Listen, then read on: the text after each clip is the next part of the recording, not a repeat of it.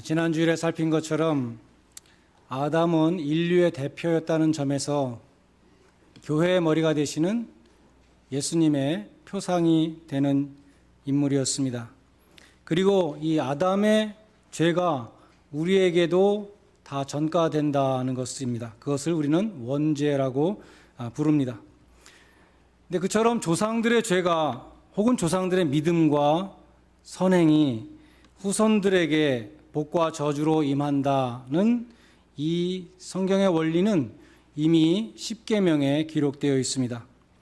나를 미워하는 자의 죄를 갚되 아비로부터 아들에게로 3, 4대까지 이르게 하거니와 나를 사랑하고 내 계명을 지키는 자에게는 1000대까지 은혜를 베푸느니라. 내가 하나님을 사랑하고 하나님의 계명을 잘 지키면 나로 인해서 내 자손들이 하나님의 은혜를 입는다라고 말씀합니다. 그처럼 조상들의 혹은 조상의 신앙 행위가 우리 후손들에게 전가된다는 그 또 다른 예가 있는데 히브리서 7장에서 우리는 발견할 수 있습니다.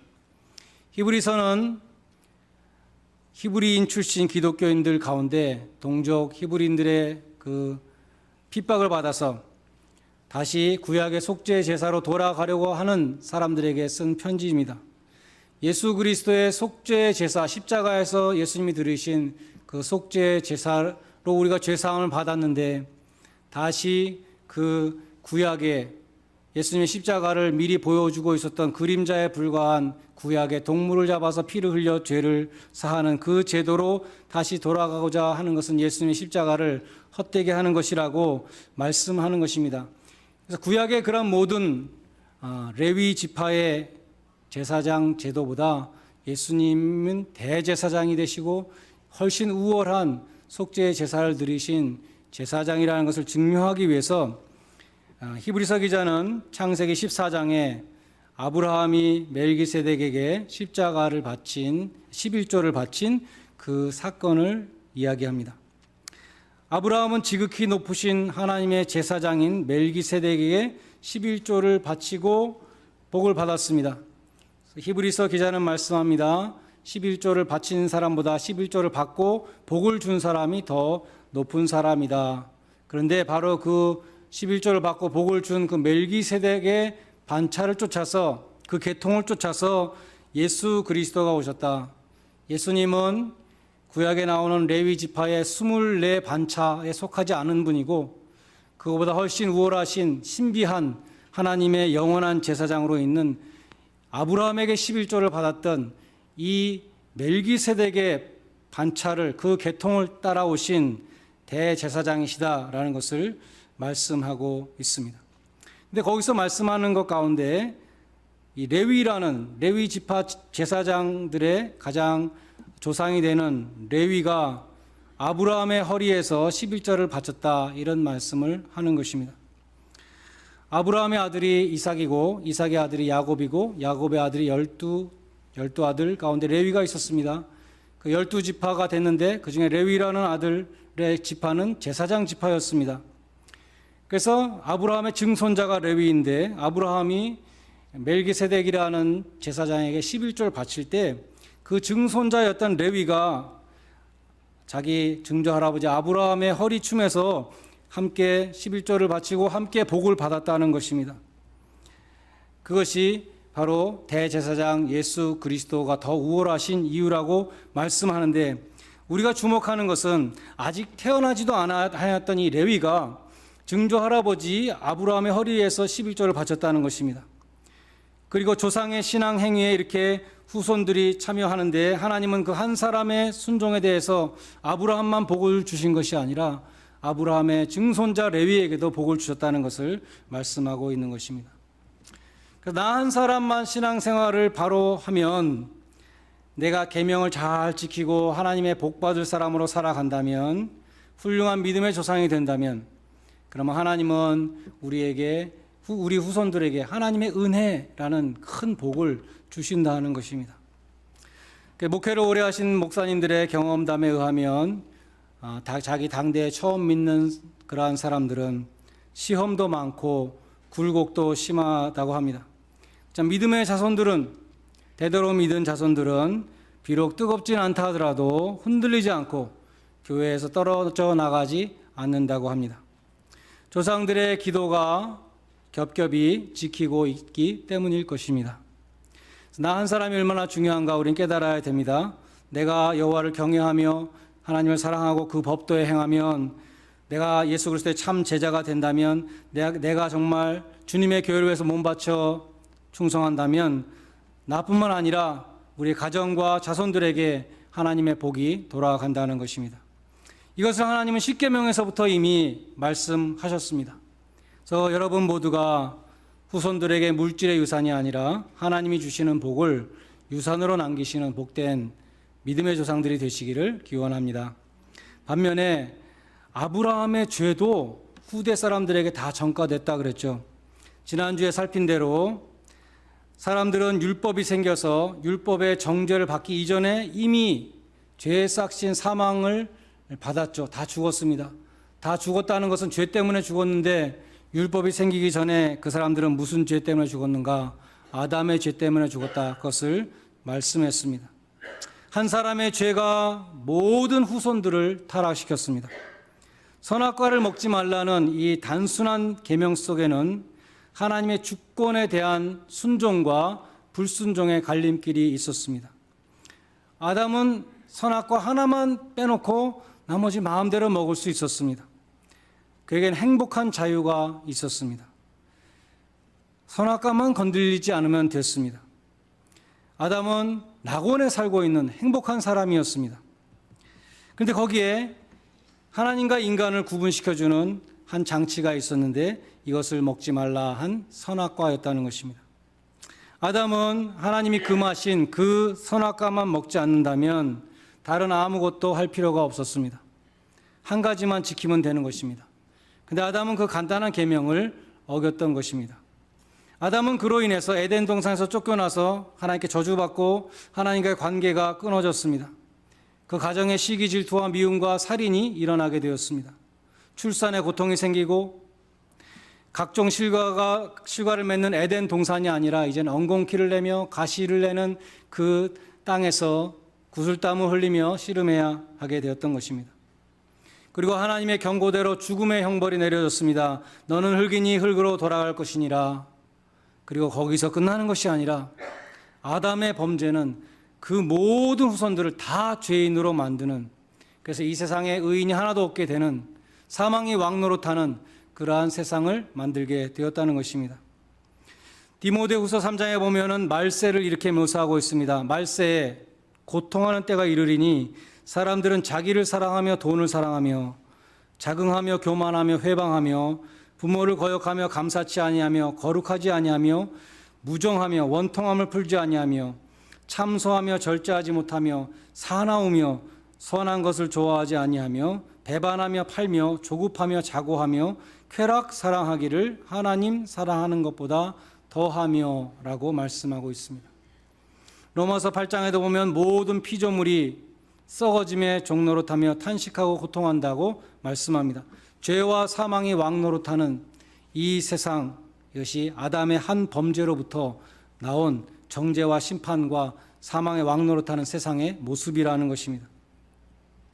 그러면 모든 인간들은 율법이 없이도 아담의 원죄로 인해서 다 죄인이 되는데, 왜 죄를 죄로 규정하는 율법을 왜 주셨는가 하는 것입니다. 오늘 본문은 율법을 왜 주셨는가 이렇게 말씀합니다. 율법이 가입한 것은 죄를 더하게 하려 함이니라. 왜 하나님은 그처럼 인간의 죄를 더하려고 하셨을까요? 그 이유는 우리 주 예수 그리스도로 말미암아 주시는 그 영생의 은혜에 어떤 죄라도 다 덮어주시는, 아무리 많은 죄도 홍수와 같이 다 삼켜버리는 그 넘치는 은혜, 사망의 권세를 물리치고 왕노릇하는 은혜의 왕노릇하는 그 하나님의 은혜를 깨닫게 해 주시기 위해서 율법이라는 것을 주셨다라고 말씀합니다. 율법은 죄인들을 더 소망 없게 만들어서 눈을 들어 하나님이 제시하여 주신 유일한 구원의 길인 십자가를 바라보게 한다는 것입니다. 그래서 죄인을 더 죄되게 하기 위해서, 죄인을 더 죄인으로 하기 위해서 율법을 주셨다. 율법은 우리를 그리스도에게로 인도하는 튜터와 같다. 갈라디아서는 말씀합니다. 아담의 죄로 인하여 이미 죄인의 신분이 된 인간이지만 율법은 인간에게 더욱더 많은 죄를 쌓아줌으로 정죄의 정죄를 거듭함으로 이제 남은 한 가지 길, 곧 나의 죄를 들고 예수님의 십자가 앞에 나가는 길로 우리를 인도해 준다는 것입니다. 그렇게 하기 위해서 율법이 가입되었다, 첨가되었다라고 말씀하고 있습니다. 율법은 죄를 더해서 하나님의 은혜를 넘치도록 하기 위해서, 그 모든 죄보다 더 큰 하나님의 은혜를 보여주시기 위해서 율법을 주셨다는 것입니다. 성경은 인간의 죄보다 더욱 넘치는 하나님의 은혜를 기록한 책입니다. 예수님의 족보에 보면은 얼마나 부끄러운 조상들이 많이 있습니까? 근친 상간도 나오고 간음과 살인과 여러 가지 죄를 지은 사람들이 나옵니다. 그러나 그들의 후손으로 오셔서 그 모든 죄를 다 사하신 예수 그리스도의 은혜는 더욱 크다는 것입니다. 예수님의 수제자였는데 예수님을 3번이나 부인하고 저주까지 했던 그 베드로에게 예수님은 다시 양떼를 맡겨주시는, 베드로의 죄보다 더 큰 하나님의 은혜를 우리는 보는 것입니다. 예수를 믿기 이전에 교회를 회방하고 핍박했던 이 바울은 그런 사람이 사도가 된 것은 정말 하나님의 은혜라고, 나의 나 된 것은 하나님의 은혜라고 고백했습니다. 누가복음 7장에 보면 자기의 눈물과 머리털로 예수님의 발을 씻은 죄 많은 여인이 나옵니다. 그 여자는 사람들이 다 아는 더러운 죄인이었습니다. 반면에 그날 예수님을 초청했던 그 시몬이라는 사람은 스스로 아주 깨끗한 바리새인이었습니다. 이 바리새인은 예수님이 죄 많은 여인의 그 헌신을 받아주시는 것이 못마땅했습니다. 왜 저런 여자의 헌신을 받는가? 주님은 시몬의 생각을 아시고 말씀하셨습니다. 이 여자는 너보다 죄가 더 많기 때문에 용서받은 은혜도 더 크고 그래서 나를 더 사랑하느니라 라고 말씀하셨습니다. 하나님이 보실 때 바리새인 시몬이나 죄 많은 여인이나 똑같은 죄인이라는 것이죠. 차이점은 무엇인가? 시몬은 스스로 의인이라고 생각하고 있었고 이 여인은 자신의 죄를 깊이 깨닫고 예수님 앞에 나와 눈물 흘리며 회개했다는 것입니다. 바리새인 시몬은 비록 예수님을 초대하고 대접했지만 진심으로 주님이 필요하지 않았습니다. 자신이 죄인임을 깨닫지 못했기 때문입니다. 우리도 교회를 오래 다니면서 바리새인이 되기 쉽습니다. 아버지의 집을 충성되이 지키다가 돌아온 자기 동생 탕자를 향해서 정죄하고 아주 심한 그러한 저주를 했던 그 탕자의 형과 같이 되기 쉽다는 것입니다. 다른 사람들의 죄는 다 정죄하면서 스스로는 흠이 없다고, 혹은 다른 사람보다 내가 좀 낫다고 그렇게 생각하는 것입니다. 죄책감이 없기 때문에 주님의 발 앞에 엎드려 눈물을 흘리지 않습니다. 자신의 죄보다 그 위에 넘쳐 흐르는 십자가의 속죄의 피, 그 넘치는 은혜에 감격하지 못합니다. 그처럼 스스로 의롭다고 생각하는 바리새인에게는 죄사함과 구원의 은혜가 필요 없었습니다. 예수님으로부터 내 죄사함을 받았느니라, 네가 구원받았다, 네 믿음이 너를 구원했다, 평안히 가라, 이 말씀을 들은 것은 죄 많은 여인이었습니다. 죄가 더한 곳에 은혜가 넘쳤습니다. 오늘 본문은 하나님의 은혜와 또는 한 사람 예수 그리스도의 은혜로 말미암는 은사는 아담의 범죄뿐 아니라 아담의 그 후손들, 그 모든 사람들이 범한 그 많은 범죄 위에 넘쳤다라고 말씀합니다. 예수 그리스도의 십자가에 나타난 하나님의 은혜와 사랑은 하나님 택하신 모든 자들, 부르신 자들, 믿는 자들의 모든 범죄를 덮고도 남음이 있다는 것입니다. 마지막 아담으로 오신 예수님은 첫 아담의 죄뿐만 아니라 그 후에 이어지는 세상의 모든 죄를 다 씻어주셨습니다. 그 모든 죄가 다 모이고 쌓이면 얼마나 엄청난 양이 되겠습니까? 예수님이 십자가에서 감당하신 그 죄의 양은 상상할 수 없는 엄청난 것이었습니다. 요한은 예수님을 보고 보라, 세상 죄를 지고 가는 하나님의 어린 양이로다. 한 사람의 죄도 큰데 세상 죄를 다 진다면 얼마나 큰 죄겠습니까? 그러나 주님이 나무에 달려 친히 그 죄를 담당하실 때 그 한없는 은혜로 인해서 그 측량할 수 없는 그 무거운 죄악들이 깨끗이 도말되었다는 것입니다. 우리 모두의 죄를 주님이 골고다 언덕으로 지고 가셔서 십자가의 피로 씻어주신 것입니다. 그 한 사람이 순종함으로 우리 모두가 의인이 되고 생명 안에서 왕노릇하게 되었다라고 오늘 본문은 말씀하고 있습니다. 우리가 가게 될 천국은 아담이 쫓겨났던 에덴 동산보다 훨씬 더 좋은 곳입니다. 계시록 21장에 하나님이 친히 예비하신 새하늘과 새 땅이 있다고 그랬습니다. 그것은 에덴 동산보다 더 위대한 곳입니다. 더 영광스러운 곳입니다. 타락의 유혹이 없습니다. 하나님과 다시 관계가 단절되는, 다시 쫓겨나는 일도 없습니다. 하나님이 친히 거하시고 다시는 사망이 없고 고통과 슬픔과 아픔이 없는 곳입니다. 예수님은 자신의 보배로운 피로 구속하는 하나님의 백성들을 한 사람도 잃어버리지 아니하고 하나님의 보좌로 천국으로 이끌어 주실 것입니다. 마지막 아담 되시는 주님이 첫 아담보다 영광스러웠던 만큼 천국은 에덴 동산보다 더 영광스러운 곳이 될 것입니다. 주님은 아담이 잃어버린 것보다 더 많은 것을 선물로 주십니다. 잃어버린 낙원보다 더 영광스러운 천국을 주시는 것입니다. 우리 한 사람 한 사람도 에덴 동산에서 살았던 아담보다 더 영광스러운 사람이 될 것입니다. 아담은 하나님의 형상대로 지어진 무죄한 인간이었지만 타락할 위험을 갖고 있었고 실제로 타락했습니다.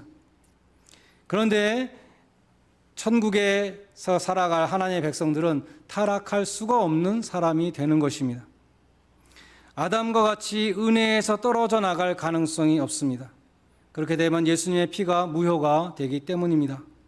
바울은 말씀했습니다. 사망이나 생명이나 천사들이나 권세자들이나 현재일이나 장래일이나 능력이나 높음이나 기쁨이나 다른 아무 피조물이라도 우리를 주 예수 그리스도 안에 있는 하나님의 사랑에서 끊을 수 없느니라 말씀했습니다. 예수님도 말씀하시기를 저희를 내 손에서 빼앗을 자가 없느니라. 저희를 내게 주신 분은 하나님이신데 아버지는 만유보다 크심에 아무도 아버지의 손에서 빼앗을 수가 없다고 말씀했습니다. 그 예수님과 연합되어 있는 성도들은 첫 아담보다도 더 뛰어난 부활하신 예수님의 영광을 누리게 될 것입니다. 하나님은 이 모든 것을 은혜로 주십니다. 은혜로 주신다는 것은 받을 자격이 없는, 공로가 없는 사람에게 주신다는 뜻입니다. 경건치 않은 자에게, 하나님의 원수되었던 자들에게, 진노를 받아 마땅한 죄인들에게, 그래서 하나님의 은혜를 받을 자격이 전혀 없는 자에게 이 천국의 유업을 주시는 것이 하나님의 은혜라는 것입니다. 또 은혜는 값없이 주시는 것입니다. 은혜라는 뜻은 또 값없이 준다는 뜻이 있습니다. 선물, 기프트라는 뜻이 있습니다. 로마서 3장 24절에 우리가 하나님의 은혜로 값없이 의롭다 하심을 얻은 자 되었느니라. 하나님의 은혜로 값없이 의롭다 하심을 받고 우리가 얻은 영생이라는 것은 값으로 칠 수 없는 것입니다.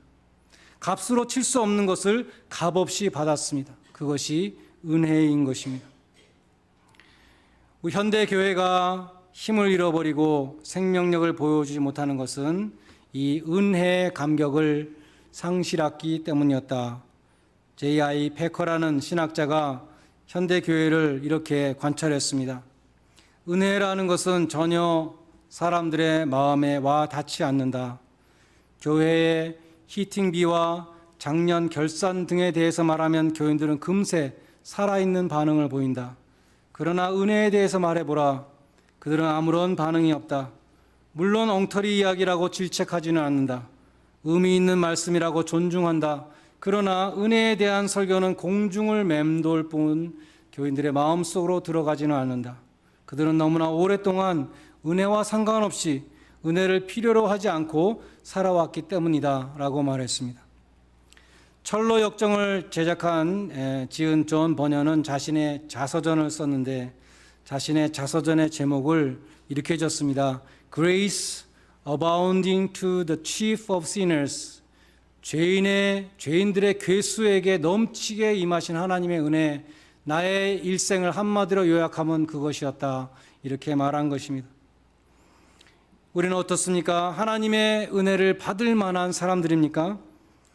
우리는 하나님의 이름을 망령되이 일컬으며 모욕한 적은 없습니까? 다윗과 같이 십계명을 어긴 적은 없습니까? 베드로와 같이 주님을 배신한 적은 없습니까? 바울과 같이 자기 의로 교회를 핍박한 적은 없습니까? 야곱과 같이 다른 사람의 축복을 빼앗은 적은 없습니까? 하나님을 찬송한 입으로 하나님의 형상대로 지음받은 다른 형제들을 저주하고 욕한 적은 없습니까? 불의, 추악, 탐욕, 악의, 시기, 살인, 분쟁, 사기, 악독, 수군, 비방, 능욕, 교만, 자랑, 불효, 우매, 배양, 무정, 무자비.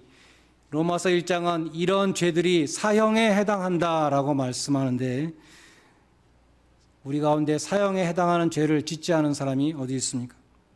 그러나 하나님의 넘치는 은혜로 우리가 그러한 죄인임을 깨닫고 주님 앞에 고백하고 십자가 앞에 나가면 하나님과 우리 사이에 막힌 죄의 담이 무너지고 하나님의 넘치는 은혜가 우리에게 임하게 된다는 것입니다.